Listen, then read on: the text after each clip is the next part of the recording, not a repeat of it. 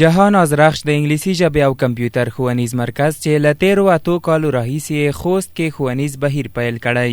دوشنبه یې نږدې 300 تنه زده کوونکي په انګلیسي برخه کې ټولنې ته ور وپېژندل.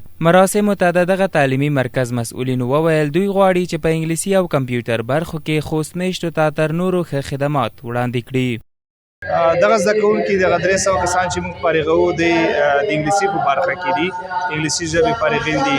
دوی هم په انګلیسي باندې خبرې کولی شي او هم په دې باندې لیک لوست کولی شي، یعنې سپوکن انګلیش او ریټن انګلیسي دوی ته موږ زده کړې ده. دغه دوه مهارتونه دوی په دې برخه کې پیاوړي کړي دي او دا به ټولنې ته خدمت کوي. زده کوونکو لپاره ښه زیری دا ده چې د دوی لپاره 4 نورو کتابونو باندې کار روان دی.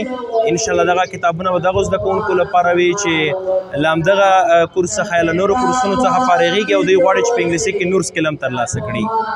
زده کوونکو هم په اوسني عصر کې کمپیوټر او انګلیسي ژبه ډېره مهمه وبلله او له زده کړیالانو یې وغوښتل چې ښوونیزو مرکزونو کې خپلې زده کړې روانې وساتي. دوی د یاد مرکز له مسؤلینو مننه وکړه چې دوی ته یې د زده کړو لپاره ښه ماحول برابر کړی و. کله چې موږ له مکتب څخه فارغ شو نو موږ داسې هیله درلوده چې انګلیسي یوه نړیواله ژبه ده، ځکه د ټکنالوژۍ ژبه ده، داسې ژبه ده چې هر څوک غواړي زده یې کړي. نو موږ که چېرې پرمختګ غواړو باید یوه ژبه زده کړو. انګلیسي داسې یوه ژبه ده چې د پرمختګ ژبه ده، د هغې په وسیله موږ کولی شو د نړیوالو سره نړیوالې اړیکې جوړې کړو. لومړنی کورونه چې هغه ممکن د انګلیسي او کمپیوټر دي، که څوک غواړي چې کور وکړي باید اول انګلیسي او کمپیوټر زده کړي. که چې د اداره منیجمنټ او کومه بله برخه کې غواړي باید انګلیسي او کمپیوټر دوی بشپړ ډول زده وي او دوی کولی شي چې کور وکړي.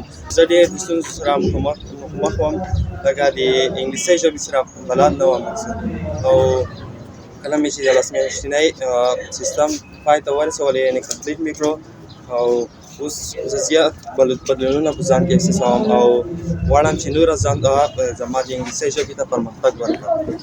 جهان آزرخش د مرکز سربیره 2 نورې څانګې هم په دغه ولایت کې لري. دغه تعلیمي ځای دا مهال نږدې شاوخوا 3000 زده کوونکو ته خپله ښوونیزه دروازه پرانستې ده.